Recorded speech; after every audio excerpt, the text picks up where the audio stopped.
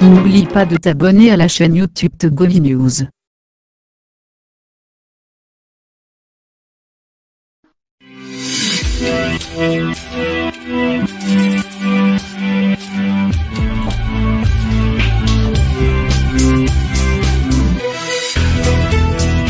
Écho d'ici, écho d'ailleurs. Jean-Pierre Boris. Olivier Roux. Bonjour et bienvenue dans cette nouvelle édition d'Écho d'ici, Écho d'ailleurs, l'émission qui démonte les rouages de l'économie mondiale, aujourd'hui dans sa version grand invité de l'économie RFI Jeune Afrique, avec Julien Clémenceau de Jeune Afrique. Bonjour Julien. Bonjour Jean-Pierre. Nous recevons aujourd'hui l'économiste togolais Kako Nobuko. Bonjour Kako Nobuko. Bonjour. Kako Nobuko, vous êtes agrégé des facultés de sciences économiques, professeur titulaire à l'université de Lomé au Togo. Vous êtes aussi directeur de l'Observatoire de l'Afrique subsaharienne au sein de la Fondation Jean Jaurès, un think tank très proche du Parti socialiste français. De 2013 à 2015, vous avez été ministre de la prospective au sein du gouvernement togolais, puis responsable de la francophonie économique au sein de l'Organisation internationale de la francophonie, poste dont vous avez été évincé en raison apparemment de vos positions très critiques sur le franc CFA. Nous en parlerons au cours de cette émission, nous parlerons du franc CFA, nous allons voir si vos critiques et celles de quelques autres économistes africains commencent à porter leurs fruits, mais nous parlerons aussi de l'économie des pays africains et en particulier de leur secteur agricole.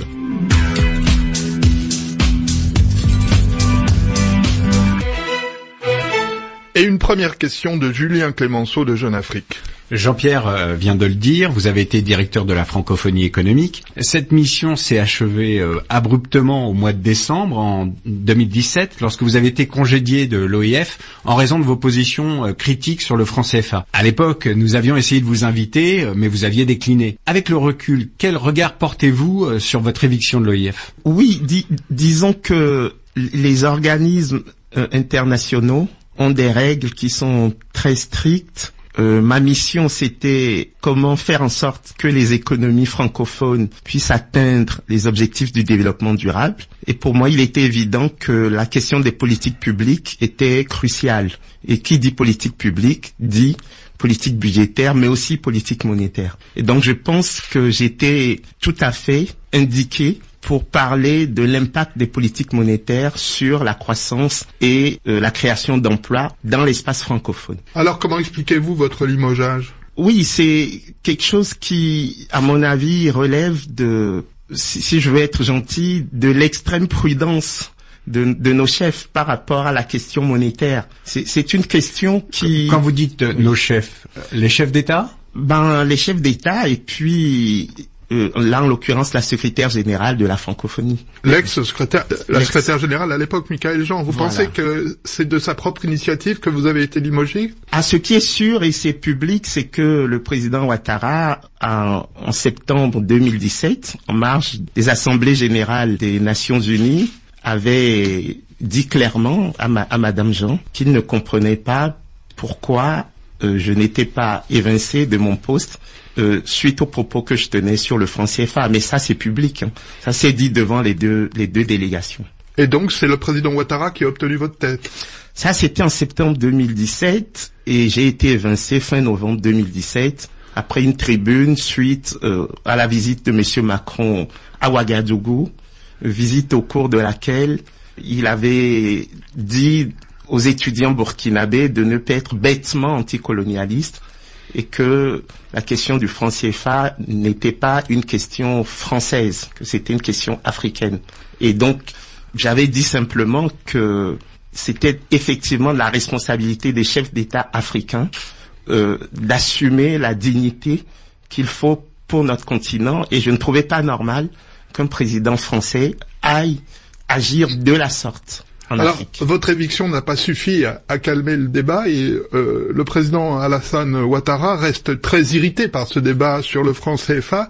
Il l'a redit il y a une dizaine de jours à Paris où il était reçu par le président Macron. À sa sortie de l'Élysée, le chef de l'État ivoirien a fait cette mise au point sur le franc CFA. Je crois qu'il faut que ce débat cesse. Des gens en parlent sans savoir de quoi ils parlent.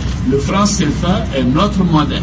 C'est la monnaie des pays qui l'ont librement consenti et qui l'ont mise en place de manière souveraine. Et ce, depuis l'indépendance, depuis 1960. Le franc CFA est plus ancien que l'euro. Alors, personne ne parle de l'euro. Et ceci ne semble pas poser de problème. Alors, je ne comprends pas ce faux débat sur le franc CFA. Alors, je tenais à le préciser. Le franc CFA est une monnaie solide. C'est une monnaie qui est gérée par la Banque centrale d'État de l'Afrique de l'Ouest, dont j'ai été le gouverneur, dont je suis aujourd'hui gouverneur honoraire, gérée uniquement par les Africains. Et c'est une monnaie qui est en circulation, pas seulement dans les 8 États membres de l'Afrique de l'Ouest, mais dans l'ensemble de l'Afrique de l'Ouest. Si vous allez en Mauritanie, si vous allez au Ghana, au Nigeria, vous allez au Libéria, en Sierra Leone, dans d'autres pays, en Gambie, dans tous ces pays, les populations acceptent et utilisent le franc CFA. Si cette monnaie était autant décriée, pourquoi voulez-vous que les pays qui ne sont pas membres du franc CFA, que leur population irait chercher des francs CFA? Cette monnaie est solide, elle est appréciée, elle est bien gérée. Et c'est une monnaie, bien sûr, pour laquelle nous allons faire des réformes en temps opportun, mais ça, c'est notre affaire. Le président ivoirien Alassane Ouattara, à sa sortie d'une rencontre avec le président Macron, il dit au début de sa déclaration il faut que ce débat cesse. Alors, Kakonou Kupo, est-ce que vous allez vous taire? Est-ce que vous allez cesser de parler du franc CFA? C'est certainement pas. Non, je crois qu'il y a deux choses qu'il faut souligner. La première chose, c'est que le président Ouattara fait son intervention à l'Élysée pour une monnaie africaine qui serait gérée exclusivement par l'Afrique. Donc, d'un point de vue formel, ça pose problème parce que les symboles comptent. Maintenant, sur le fond, ce n'est absolument pas un faux débat.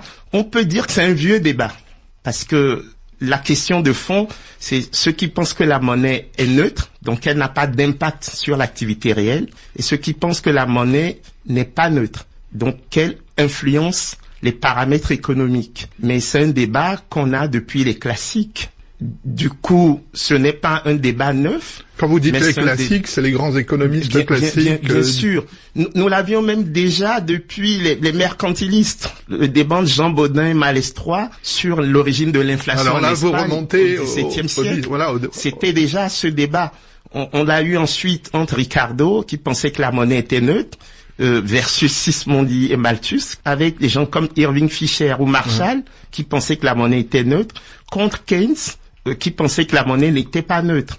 Et donc, ce n'est absolument pas un faux débat. Après, on peut dire que les termes ne sont pas forcément bien posés. Mais ça, c'est l'appréciation de chacun. Comment analysez-vous la prise de position d'Alassane Ouattara? Est-ce que la Côte d'Ivoire aurait beaucoup à perdre si le franc CFA était profondément réformé ou voire s'il disparaissait? On dit souvent que la Côte d'Ivoire, qui est la première économie de l'UEMOA, est la principale à bénéficier de cette monnaie qui est forte. Non, moi ce que je me suis dit, c'est que M. Ouattara a rappelé tous ses titres et donc j'ai eu l'impression qu'il avait une relation quasiment affective avec cette monnaie. Je n'ai pas senti la position ivoirienne dans cette prise de position à lui. Moi, j'ai beaucoup plus senti un affect particulier pour cette monnaie qui, effectivement, épouse sa carrière professionnelle. Et du point de vue de l'économiste, pour la Côte d'Ivoire, est-ce que cette monnaie est importante? Cette monnaie est importante pour toutes les économies de la zone franc, mais à des degrés divers. Mais ce que je remarque, c'est que, comme nous n'échangeons pas beaucoup entre nous, parce que nous restons dans une insertion primaire au sein du commerce international. Alors, qu'est-ce que ça veut dire, nous restons dans une insertion primaire? Ça veut dire qu'on fait du cacao, on exporte le cacao sans le transformer. On fait de plus en plus, quand même. Oui, mais quand je prends le coton, on transforme que 3% du coton. Et donc, la question, c'est de savoir si la Côte d'Ivoire a un intérêt particulier à garder le CFA. Bon, le coton... on sait que c'est en dollars. qu'on le vend, les sociétés cotonnières, quand l'euro s'apprécie, on voit tout de suite que leur marge bénéficiaire diminue. Le cacao, c'est différent parce que la Côte d'Ivoire est quasiment monopolaire.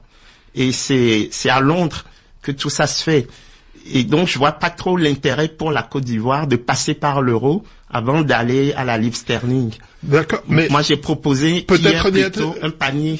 Peut-être n'y a-t-elle pas intérêt, mais est-ce que le fait d'avoir le franc CFA pour monnaie fait que la Côte d'Ivoire exporte essentiellement du cacao sans le transformer pour la plus grande part? Est-ce que le franc CFA a un rôle dans cette insertion primaire, comme vous dites, de la Côte d'Ivoire dans l'économie mondiale? Oui, parce que comme le franc CFA est une monnaie forte, ça incite à importer les biens et services transformés plutôt qu'à les transformer sur place. Parce que le fait que ce soit une monnaie forte fait que ça revient moins cher à l'importation. Bien sûr. Quand vous prenez le riz, par exemple, on pourrait développer la production de riz dans tous nos pays, mais on préfère importer le riz thaïlandais parce que ça nous donne l'impression de coûter moins cher. Et donc, c'est ce qui est pervers avec le franc CFA, c'est que ça nous garde dans une logique de rente.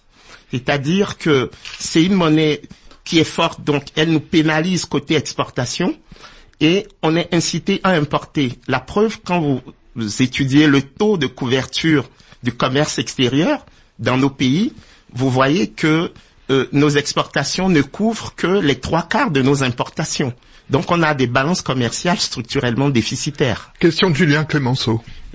Pour ses défenseurs, le franc CFA a quand même l'avantage de rassurer les investisseurs non africains, des investisseurs qui vont faire de la transformation pour certains sur place et participer au processus d'industrialisation.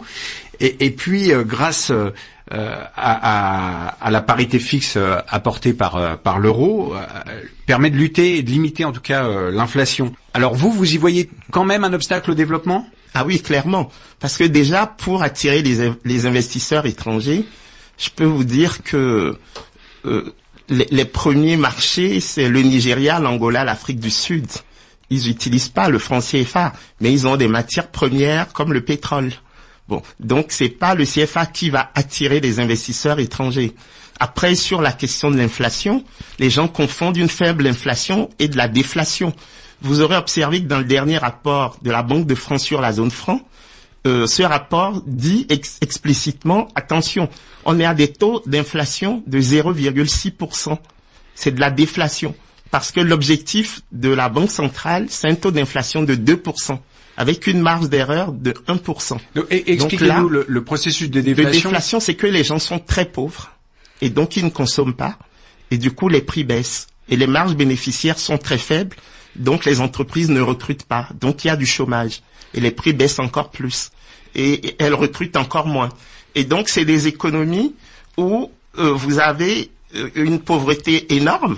Les indicateurs de développement humain le montrent, à volonté. Et vous avez cette stabilité des prix. Moi, je dis, le malade meurt guéri. C'est comme ça que je résume le discours des donc ça, CFA. Pour vous, c'est fortement lié à cette monnaie forte, au CFA, ce processus de déflation? Ah oui, parce que la contrepartie de cette monnaie forte, rattachée à l'euro, c'est la répression financière. On n'a pas accès au crédit à des taux d'intérêt inférieurs à 2%. C'est 12, 13, 14, 15%. Pour des économies qui croissent à 5%, ça veut dire que vous ne pouvez pas faire de transformation structurelle. Vous ne pouvez pas créer des industries, vous ne pouvez pas créer des emplois. Ce que les gens ne veulent pas comprendre, c'est que pour une population qui double tous les 25 ans, comme la population de la zone franc, l'impératif, ce sont les emplois. Ce n'est pas une inflation à 0%, ça ne veut rien dire. Kakonobuko, voilà plusieurs années, longues années que vous bataillez sur le front du franc CFA, ça vous a créé beaucoup de problèmes. Est-ce que vous avez réussi à réunir autour de vous de gros bataillons d'économistes, de dirigeants? Est-ce que vous gagnez du terrain? Oui, en tout cas, qualitativement, nous gagnons du terrain. Et à Bamako, il y a quelques jours, nous avons lancé les états généraux du franc CFA. Donc, nous étions 8 dans cette cellule de coordination avec des gens comme Mamadou Koulibaly de la Côte d'Ivoire, Martial Zebelinga du Cameroun, Madame Aminata Dramane Traoré, Demba Moussa Dembélé et d'autres encore. Et l'idée, c'est de faire en sorte qu'il y ait une sorte de think tank continental pour que dans chacun des pays, la base se saisisse de la question monétaire, fasse des propositions et que nous puissions ensemble construire ce que nous appelons des alternatives au CFA. Notre objectif, ce n'est pas simplement de critiquer le CFA, c'est de proposer des alternatives crédibles. Et nous espérons que ça va marcher. Mais le président Ouattara, à la fin de la déclaration que nous avons entendue, n'était pas complètement rétif à des réformes, à une espèce d'ouverture. Non, simplement, nos chefs d'État sont quasiment schizophrènes, parce qu'ils nous expliquent que le CFA, c'est une très bonne monnaie, qu'elle est solide, qu'elle est parée de toutes les vertus, et en même temps, ils veulent faire autre chose, une monnaie CEDEAO. On se demande bien pourquoi. Que pense le président togolais Faure Gnassingbé du CFA? Est-ce que vous avez réussi à le rallier à votre cause? Qu'est-ce qu'il en dit en privé? Non, il avait donné une interview en 2010, je crois, dans The Africa Report, où il disait qu'il n'était pas contre une certaine dose de flexibilité. Mais est-ce qu'il pousse cette question avec les autres chefs d'État? Est-ce qu'il est moteur pour une réforme? Le président Ouattara parle d'une réforme en son temps. On ne sait pas très bien ce que ça veut dire. Est-ce que ce sera avant les élections de 2020 pour lui? Quelle est la position du chef d'État togolais? Je la connais pas. En revanche, je connais celle des deux qui ont été mandatés officiellement pour la monnaie CEDEAO. Il s'agit des présidents Issoufou du Niger et Nana Akufo-Addo du Ghana, qui disent clairement que l'objectif, c'est d'arriver en 2020 avec une nouvelle monnaie. Alors vous nous fournissez une excellente transition, Kakolo Moukpo, parce que justement le président ghanéen Nana Akufo-Addo, on va l'entendre dans cet Écho d'ici, Écho d'ailleurs, dont vous êtes le grand invité. Nana Akufo-Addo était l'invité de l'émission internationale sur RFI tout récemment, et au micro de Sophie Malibaud, il revient sur la nécessité d'une monnaie commune. Je pense qu'une monnaie commune pour l'Afrique occidentale aidera nous tous dans la région.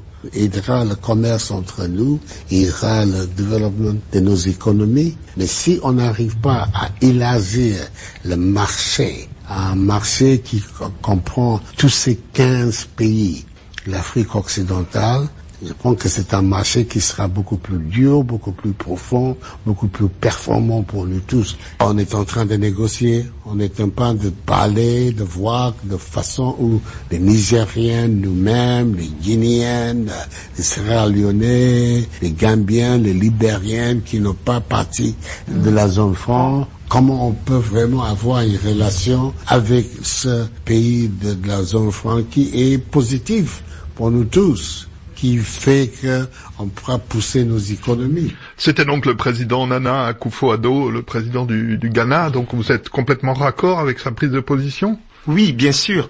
Ce qu'il dit est fondamental dans la mesure où une monnaie unique ou commune, c'est une bonne chose, mais pour moi, il faut qu'il y ait une vision, parce que ce qui pose problème dans la zone franc et qui va certainement poser problème pour la monnaie CEDEAO, c'est qu'on n'a pas de mécanisme alternatif à la monnaie lorsqu'il y a des chocs.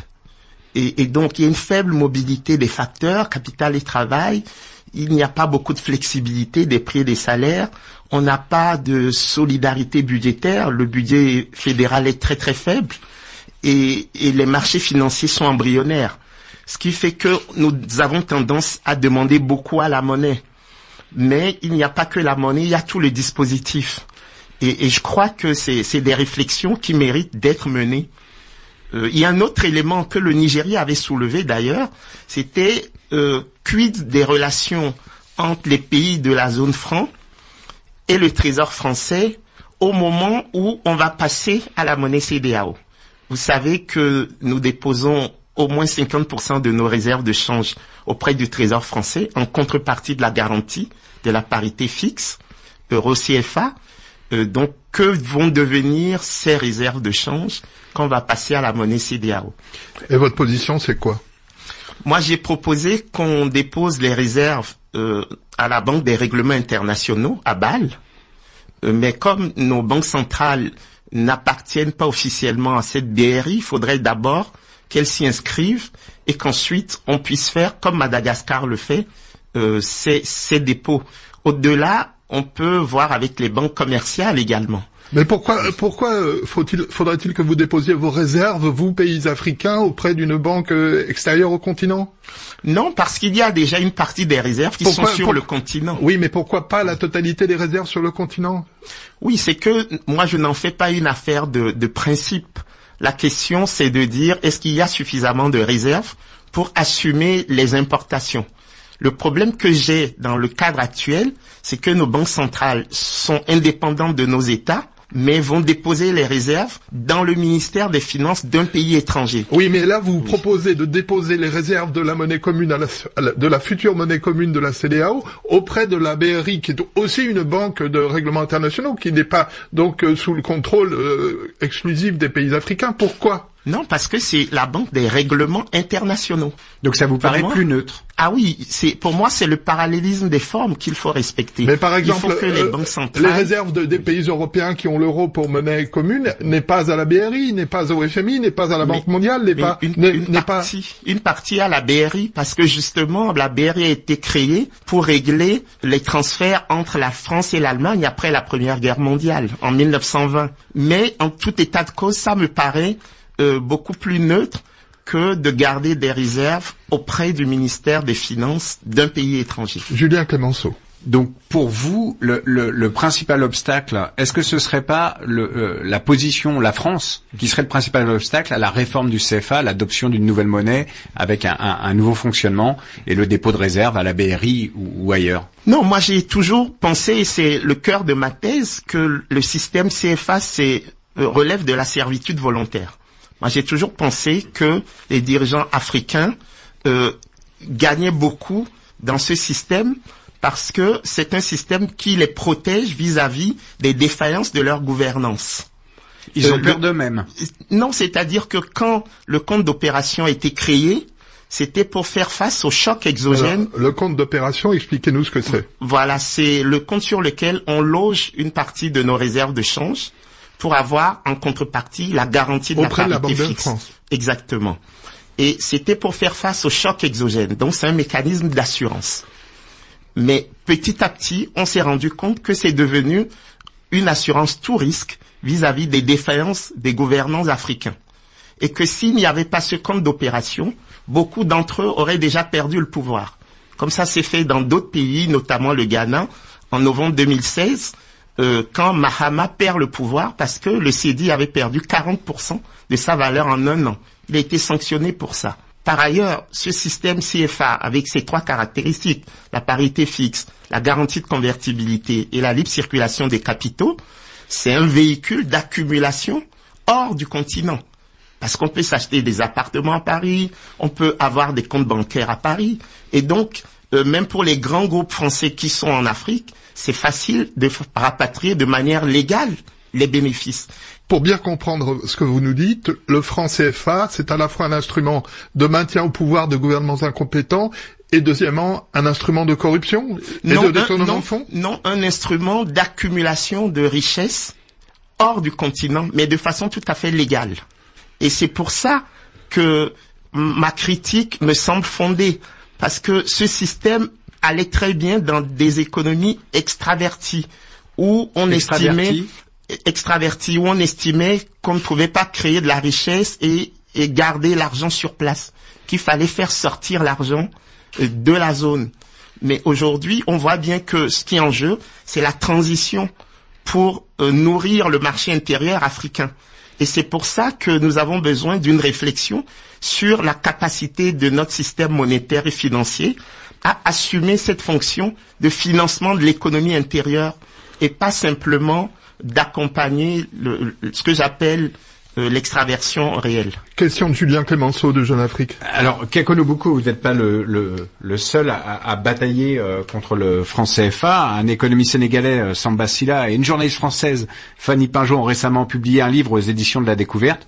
La thèse de ce livre, c'est que le franc CFA est une arme invisible de la France-Afrique, que la France se sert de cette monnaie pour maintenir ses positions en Afrique, et qu'enfin, il y aurait finalement un complot français contre l'Afrique. Est-ce que vous êtes d'accord avec cette vision des choses? Il y a une dimension qui est complémentaire. Bon, évidemment, ce sont des amis, Fanny Pinjot et Ndongo Samba Sylla, qui lui-même avait écrit un chapitre dans l'ouvrage collectif que j'avais co-dirigé avec Martial Zebelinga et Demba Moussa Dambélé, Sortir l'Afrique de la servitude monétaire. Donc, il se base sur quoi? Il se base sur le fait que en 1963, Sylvanus Olympio subit un coup d'État, premier coup d'État militaire en Afrique après les indépendances, une semaine après que le journal officiel du Togo eut publié les statuts de la Banque centrale togolaise. Et ainsi de suite, en 1972, quand il y a eu la fronde des chefs d'État africains, notamment du Niger, du Togo, du Congo, on a vu que Pompidou, de retour à Paris, fin 72, demande qu'on renouvelle les accords de coopération monétaire, ce qui va être fait un an après, et qui va engendrer l'africanisation des cadres et le retour des banques centrales, dont les sièges étaient à Paris, rue du Colisée, dans le 8e, il faut le rappeler, en Afrique. Dakar pour la Banque centrale des États de l'Afrique de l'Ouest et Yaoundé pour la Banque des États d'Afrique centrale. C'est-à-dire qu'on a l'impression qu'au moment des crises, Paris fait tout pour que rien ne change. Et donc, je n'irai pas jusqu'à parler d'une thèse de complot, mais je dirais de toute évidence qu'il y a une ambiguïté de la part de Paris dans la gestion de cette affaire de la monnaie. Alors, on a vu que vous aviez été limogé de l'Organisation internationale de la francophonie pour vos positions sur le franc CFA, que votre séjour au sein du gouvernement togolais a été aussi assez rapide. On imagine que c'est un peu aussi à cause de vos prises de position iconoclastes sur le franc CFA. Kakolo Gukpo, quelles sont vos relations avec vos collègues économistes de la BCEAO, par exemple? En tout cas, pour celui qui dirige la BCEAO au Togo, le directeur national, qui a organisé il y a quelques jours une conférence de presse avec en appui des collègues à lui venus de Dakar spécialement. C'était une session de mise à mort institutionnelle, si je puis m'exprimer ainsi. Vous visant vous? Ah oui, me visant clairement. Et du coup, j'ai pris la décision de... Qu'est-ce qui a été dit? Des choses qui ne seraient pas indiquées de reprendre ici. Parce que pour moi, nous devons toujours être dans le cercle de la raison. Et quand on dirige des institutions, il faut avoir un niveau de langue qui soit en phase avec les responsabilités qu'on a. Et c'est pour ça que j'ai décidé de porter plainte auprès du tribunal d'instance de Lomé pour des propos qui sont de caractère diffamatoire. Cette plainte a été déposée? Non, mon avocat conseil est en train de travailler dessus, ça le sera dans les prochains jours. Et qu'est-ce que vous réclamez? Un franc CFA de dommages et intérêts? Déjà, que des allégations mensongères qui ont été portées à mon encontre lors de cette conférence de presse puissent être mises en évidence. Est-ce que vous pouvez nous donner quelques détails de ces allégations qu'on comprenne mieux? Non, ça va être porté en justice et la justice va régler ça. Bien, on a compris qu'on n'en saura pas plus sur ce qui s'est dit. Julien Clémenceau, vous avez la parole pour une nouvelle question à Kakolo Gukpo, qui est le grand invité de l'économie RFI Jeune Afrique, dans cette émission Éco d'ici, Éco d'ailleurs sur RFI. Jean-Pierre l'a rappelé, vous avez été ministre de la prospective et de l'évaluation des politiques publiques de 2013 à 2015 au Togo. Est-ce que vous étiez un ministre heureux? On a souvent l'impression que la marge de manœuvre des gouvernements est finalement très limitée. Non, moi j'étais un ministre heureux parce que je m'occupais de la vision Togo 2030. Donc c'était de la prospective. Donc quels sont les avenirs possibles du Togo dans les 15 prochaines années, puisqu'on était en 2013 et 2015. Et je crois que c'est crucial, puisque la question est toujours d'actualité pour les pays africains. Et vous voyez fleurir des plans d'émergence. Je crois que ce qui s'est passé pendant la période de l'ajustement structurel, donc les 40 dernières années, c'était vraiment une confusion. C'est-à-dire qu'on a pensé que l'impératif de bonne gestion des ressources pouvait finalement suffire et qu'on n'avait pas besoin d'un projet de société. Et là, ce dont on se rend compte, c'est que les dirigeants africains se disent « mais comment on va aborder ce siècle qui a tellement de mutations ?» Et donc l'idée du projet de société revient. Et je crois que c'est fondamental pour recréer un lien de légitimité avec les populations. Est-ce que vous voyez un pays africain qui aujourd'hui a ce projet de société, qui aujourd'hui parvient à réaliser ce que l'on appelle dans tous les rapports la croissance inclusive? Il y a des pays comme le Ghana, l'île Maurice, le Rwanda, qui sont souvent cités comme des exemples mais ils n'ont pas les mêmes modalités de fonctionnement. On a l'impression que le modèle rwandais, c'est le modèle du développement sans forcément de la démocratie. Développement autoritaire. Voilà, ça renvoie un peu au mode de gestion asiatique, si je puis m'exprimer ainsi. Le Ghana, c'est beaucoup plus de la démocratie et du développement. L'île Maurice, quelquefois on se demande si c'est vraiment l'Afrique, tellement ce pays arrive à concilier les exigences de bonne gouvernance, de redistribution de la richesse et de vie politique apaisée. Et donc je crois que tout ça nous offre une palette de modèles, mais ce qui est fondamental, c'est qu'à chaque fois que ce soit les populations elles-mêmes qui donnent qui indiquent la voie. Est-ce que Maurice est donc un modèle pour l'Afrique? Ah oui, clairement. Mais Maurice n'est pas exempt de corruption. Il y a quand même des affaires qui ont été levées là-bas et qui mettent en cause des politiques. C'est pas non plus la panacée, semble-t-il. En même temps, j'ajoute à cette remarque de Julien Clémenceau que Maurice est le siège de sociétés qui font de l'optimisation fiscale en Afrique. Donc, est-ce que le développement de Maurice ne se fait pas un peu aux dépens du reste du continent? Oui, en économie, on parle d'optimum de second rang. C'est-à-dire que Maurice a créé ce qu'on appelle une flat tax, donc une taxe forfaitaire. Mais comme il y a beaucoup d'activités, elle arrive avec cette taxe forfaitaire à assurer un minimum de services publics. Moi, quand je prends la zone franc aujourd'hui, le taux de pression fiscale, il est de 15%, alors que la norme dans nos critères de convergence, c'est 20%. Donc ça veut dire qu'on n'arrive pas à mobiliser suffisamment de recettes pour financer les dépenses publiques. Et donc, ça induit quelque chose d'ailleurs que je trouve paradoxal lorsqu'on nous parle de la stabilité de la zone franc, c'est que tous les rapports actuels du FMI pointent du doigt les risques d'instabilité financière. Pourquoi? Ces rapports nous disent clairement, les déficits budgétaires recommencent à augmenter, les déficits du solde courant de la balance des paiements augmentent et la dette augmente.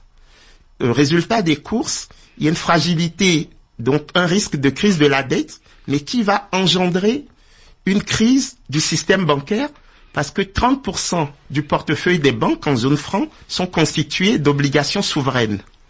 Et donc là, nous avons des soucis parce que on n'est pas sûr de pouvoir renégocier une remise de dette. Pourquoi? Les créanciers aujourd'hui ne sont pas les créanciers traditionnels, ils sont pas au Club de Paris, comme la Chine, et la plupart des créanciers qui ne sont pas souverains sont plutôt détenteurs d'obligations. Donc, on ne sait pas quel va être le coût de transaction pour les obliger à renégocier. Vous faites partie de ces économistes qui s'inquiètent de l'augmentation de la dette et qui invitent les États à plus de mesures dans les émissions d'emprunt, par exemple? Bien sûr, et c'est pour ça que on se demande... C'est paradoxal parce que tout à l'heure vous ne disiez pas qu'il fallait de la consommation, lancer la machine, il faut alors de l'investissement public aussi. Sans investissement, pas de développement. Tout à fait. Mais ce que j'ai toujours dit, c'est qu'il ne faut pas confondre une politique rigoureuse avec une politique néolibérale. On peut être keynésien et être rigoureux dans la gestion. Ça me paraît fondamental. Ce que je dis simplement, c'est que la stabilité qu'on nous vante tant, s'agissant de la zone franc, c'est peut-être une stabilité illusoire, dans la mesure où on voit que les taux d'intérêt sont très élevés. C'est bizarre parce que normalement, quand vous avez une monnaie forte et des taux d'inflation faibles, le prêteur ne court pas de risque de perte en capital. C'est pour ça que dans la zone euro, on emprunte à 1%. Et donc, dans zone franc, on emprunte à 10-15%. Et du coup, je me demande s'il ne faut pas que notre stabilité soit vraiment endogène. Une petite question qui vous vise, vous, personnellement, Kakono Bukpo. Votre parcours apparaît assez contradictoire. Vous assumez des positions de franc-tireur sur le franc CFA. En même temps, vous êtes en permanence à la recherche de positions officielles, ministre, membre du directoire de l'Organisation internationale de la francophonie. Vous avez candidaté au poste de commissaire aux affaires économiques de l'Union africaine. Est-ce que pour un économiste de votre qualité, de votre génération, il n'y a pas de salut hors de ces institutions ? Non, ce n'est pas ça. C'est que moi, je suis quelqu'un de bonne foi. Je veux participer au développement de mon pays. Je veux participer au développement de mon continent. Et donc, la meilleure façon de prouver sa bonne foi, c'est de dire « je veux participer ». Après, on a des convictions. Ça nous vient de nos familles. Ça nous vient de nos tempéraments. Et chaque fois que mes convictions étaient en porte-à-faux avec les ambitions que portaient les institutions dans lesquelles je travaillais, j'ai préféré partir. C'est pour ça que vous avez oublié de dire que j'ai démissionné de la Banque centrale des États de l'Afrique de l'Ouest en 2003, alors que j'étais chef de service. Il aurait juste suffi que j'attende et aujourd'hui je serai directeur quelque part.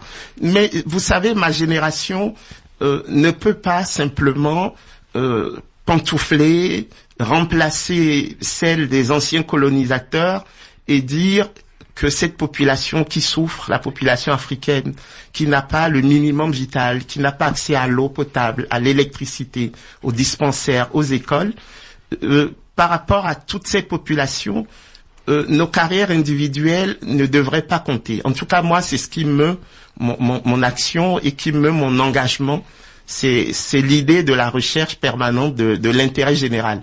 Après, comme tout humain, j'ai mes défauts, mais je cherche dans l'obscurité ou dans une relative opacité, comme disait Frantz Fanon, ma mission et en essayant de ne pas la trahir. Vous faisiez allusion à ce que vous a légué votre famille, à ce que vous ont légué vos familles.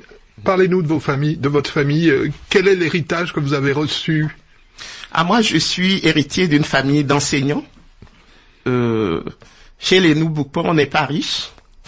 Je crains que je ne pourrai pas déroger à cette tendance lourde. On a de quoi vivre, mais on n'est pas riche. Et ce qui nous importe, c'est léguer le savoir, c'est participer à la vie politique, à la vie publique, à la vie sociale. Et je crois que, comme des millions de familles africaines, nous avons simplement l'ambition de ne pas trahir le rêve des pères de l'indépendance. Nos pères, si je puis m'exprimer ainsi. C'est-à-dire? C'est-à-dire ne pas sacrifier la dignité de l'Afrique sur l'autel de nos ambitions personnelles, de position de rente, ce que moi j'appelle de la servitude volontaire. Moi, à la fin de ma vie, ce que j'aimerais laisser à mes enfants, c'est l'image de quelqu'un qui s'est battu pour l'intérêt général. Moi, c'est ce qui m'importe. Le reste, je crois que ça n'a pas beaucoup d'intérêt. Julien Clemenceau. Avec la baisse des cours du pétrole, on a vu de nombreux pays, notamment en Afrique centrale, se trouver dans des situations budgétaires difficiles. Et on parlait tout à l'heure de soutenabilité de la dette pour certains d'entre eux, dont par exemple le Congo. C'est devenu très difficile au point de solliciter l'aide du Fonds monétaire international. Qu'est-ce que ça vous inspire, ce besoin d'aller chercher de l'aide parce qu'on a finalement pas su gérer ses ressources? Oui, vous comprenez mieux pourquoi je suis critique du CFA, parce que le paternalisme monétaire du CFA permet à ce type de régime de ne pas faire les ajustements nécessaires. Parce que quand vous voyez l'Afrique de l'Ouest francophone et l'Afrique centrale, vous voyez qu'il y a quand même deux cycles économiques totalement disjoints. Et l'Afrique de l'Ouest fait 6% de croissance actuellement. La CEMAC, Afrique centrale, fait 0% de croissance. Et on ne comprend pas pourquoi il y a le même taux de change entre les deux francs CFA et l'euro. Ça veut bien dire que cette fixité du change n'est pas quelque chose d'économique. Parce que si ça avait été économique, on aurait déjà dévalué le franc CFA d'Afrique centrale. Et donc, c'est tout ça qui me pose problème. La vérité des prix. On est dans un système néolibéral dans lequel, dès qu'on demande qu'il y ait la flexibilité du change, des prix, on paraît être des hétérodoxes. Non. Les orthodoxes purs vous disent que le prix est un indicateur de rareté relative. Si une économie est mal gérée, il faudrait qu'il y ait des signaux pour le montrer. Le taux de change en est un. Après, ce qui est dommage, c'est que, et c'est pas seulement au Congo, parce que même au Togo, quand vous observez le ratio dette sur PIB, nous étions à 82%, là nous sommes en train de descendre vers 75-74% du PIB, moins de 20 ans après les initiatives en faveur des pays pauvres très endettés. ça veut dire qu'il y a un problème. Il y a un problème de gouvernance. Il y a un problème La dette augmente trop vite. La dette augmente trop vite et on ne voit pas en face ce qu'on fait avec cet argent. Et c'est pour ça que moi, je plaide pour le contrôle citoyen de l'action publique. Et si on était plus transparent, peut-être qu'on mériterait, à un moment donné, le CFA tel qu'il fonctionne aujourd'hui. Et le recours au FMI, c'est une bonne chose pour les États? Il y a deux FMI. Il y a un FMI que j'aime bien, c'est celui qui parle de la bonne gouvernance. Parce que personne ne peut faire l'apologie de la mauvaise gestion. Le FMI que j'aime moins, c'est celui qui dit que la bonne gouvernance, c'est forcément ce qu'on appelle la sortie des systèmes de l'État avec ses fonctions régaliennes. Tout privatiser, tout libéraliser. Je trouve que c'est un raccourci qui est rapide. Kako Nobuko, vous êtes le grand invité de l'économie RFI Jeune Afrique et nous abordons une nouvelle partie de cette émission. Vous le savez, Kako Nobuko, tous les ans à cette époque de l'année, c'est le salon de l'agriculture à Paris. L'Afrique y est représentée. Écoutez ce reportage signé David Bachet à la porte de Versailles, dans les allées du salon de l'agriculture. Ancien champion d'Europe du 400 mètres relais, Eliman Anne fabrique depuis 6 ans des compléments alimentaires bio pour les sportifs et pour le grand public. Ce franco-malien a créé Fulbe et Kem, des produits à base de moringa et d'autres plantes traditionnelles récoltées et depuis peu industrialisées au Mali. Eliman Anne. Depuis 2 mois maintenant, nous avons mis en place une unité de production au Mali. La matière première vient de Caï. Nous avons des fournisseurs aussi à Mopti et Sigasso. On travaille avec des coopératives et aussi des regroupements de femmes. C'est notre première participation au salon de l'agriculture à Paris. On attend vraiment de faire connaître nos produits, de vraiment montrer au monde entier qu'au Mali, on peut faire des produits de très bonne qualité qui peuvent être commercialisés partout dans le monde. Pour le moment, les compléments alimentaires Fulbe et Kem sont distribués dans 7 pays d'Afrique de l'Ouest et en France, en pharmacie ou dans les magasins bio. Le salon de l'agriculture parisien est une occasion pour les producteurs africains de faire connaître leurs produits et de trouver de nouveaux distributeurs. Alimata Koulibaly, productrice ivoirienne des précuits GLP, en est à sa 4e participation. Nous transformons les céréales, les fruits en farine de banane plantain. Nous avons également la farine d'igname, de patates douces. Nous distribuons déjà dans les grandes surfaces à Abidjan et nous voulons un partenariat fort avec un exportateur en France. C'est pour ça que nous sommes là et nous avons déjà des approches. Nous avons fait des réunions. On espère que cela va se concrétiser. Qui est-ce que vous avez rencontré? Ça, c'est le secret. C'est un importateur qui était déjà allé nous rencontrer en Côte d'Ivoire. On le retrouve ici. Donc, les choses vont aller plus vite. Un reportage signé David Bachet du service économique de RFI dans les allées du salon de l'agriculture parisien à la porte de Versailles. La transformation, c'est la panacée pour l'agriculture africaine, Kako Nobuko? Oui, clairement, parce qu'elle permet de créer des emplois. Ce qu'on a entendu là, c'est l'avenir de l'économie africaine? Oui, c'est l'avenir de l'économie africaine, en tout cas l'avenir d'une grande partie de la population. Si on relève 3 défis, développer les capacités managériales, développer les processus de normalisation, parce que vous voyez bien que dans la transformation des produits, il y a une dimension confiance du consommateur qui est importante. Donc il faut arriver à normaliser la production de sorte que le consommateur, lorsqu'il va dans un supermarché, qu'il n'ait pas peur d'acheter un produit du cru. Et si par bonheur on arrivait à accéder à un marché plus grand, comme le marché européen, qu'on puisse répondre aux normes européennes. Et puis, 3e défi, c'est le défi du financement de cette transformation.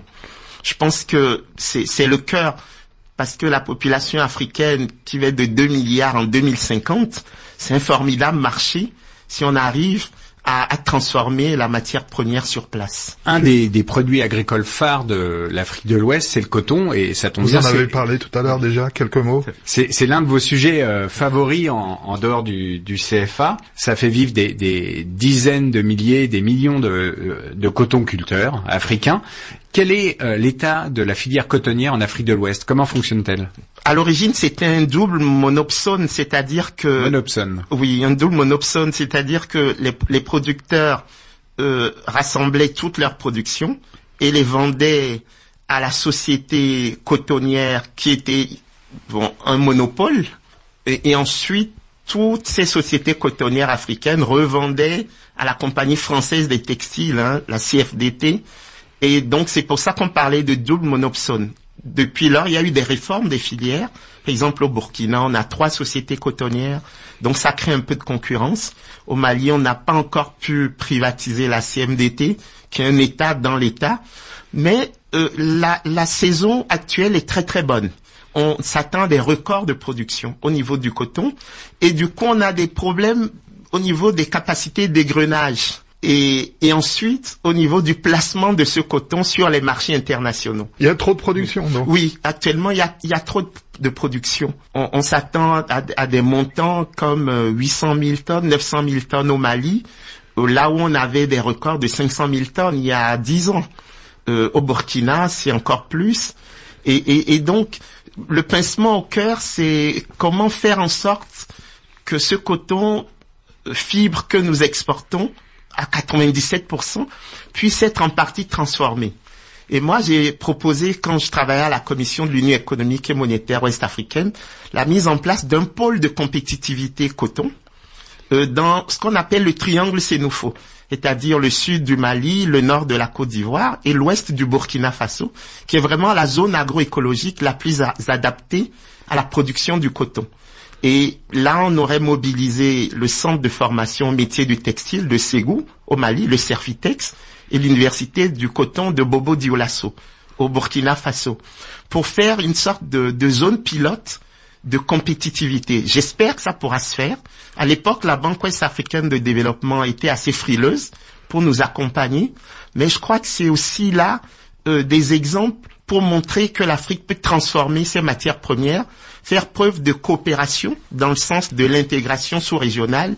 Et moi, je crois plus à ce type de projet concret où on essaie d'avoir toute une filière complète qu'aux grandes messes comme la zone de libre-échange continentale que tout le monde célèbre à l'heure actuelle et qui, pour moi... C'est un projet vain? C'est encore une fois... des Africains qui célèbrent des promesses, quoi, au lieu de célébrer des réalisations.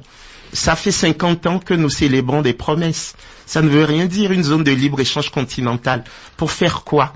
Quels sont les éléments de transfert? Parce qu'il y a ceux qui vont gagner, ceux qui vont perdre. On n'a pas pensé au transfert de ressources. On n'a pas pensé à la vision. Quelle est la vision que portent les chefs d'État? Parce que si c'est juste la thèse du grand marché africain, on l'a connu avec l'Europe. Encore que l'Europe a fait des transferts importants avec les fonds régionaux qui ont permis à une partie de l'Italie et de l'Espagne de rattraper les pays les plus développés. Donc ce que je dis, c'est que actuellement on célèbre... Pourquoi ce dispositif pourrait pas être possible en Afrique? Parce que l'intégration, c'est d'abord une vision et ensuite des instruments. Aujourd'hui, nous avons des instruments sans légitimité et une légitimité sans instrument. Donc, les États n'ont plus les moyens, mais ceux qui ont les moyens, ceux qui sont au niveau supranational, ne portent pas de vision. C'est pour ça que moi, je crois plus au terrain, à la vérité du terrain, aider les jeunes à faire des innovations frugales, et les puissances publiques devraient plutôt aider à ce qu'on appelle augmenter la taille, faire le passage à l'échelle. Moi, je crois que c'est beaucoup plus là qu'on aura la prospérité. Eh bien, Kakono Gukpo, vous aurez terminé cette émission par de la critique, par des propos iconoclastes, comme vous l'avez commencé. Cette émission est maintenant terminée. Merci à vous, Kakono Gukpo, d'avoir accepté notre invitation. Cette émission a été réalisée et mise en image par Olivier Roux et Yann Bourdelas. Vous pouvez nous retrouver en version audio comme radio sur nos sites internet respectifs, www.rfi.fr et www.jeuneafrique.com, ou sur l'application Pure Radio de RFI sur votre téléphone portable.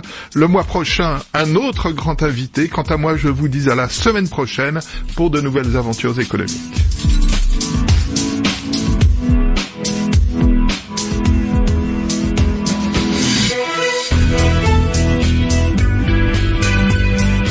Écho d'ici, écho d'ailleurs.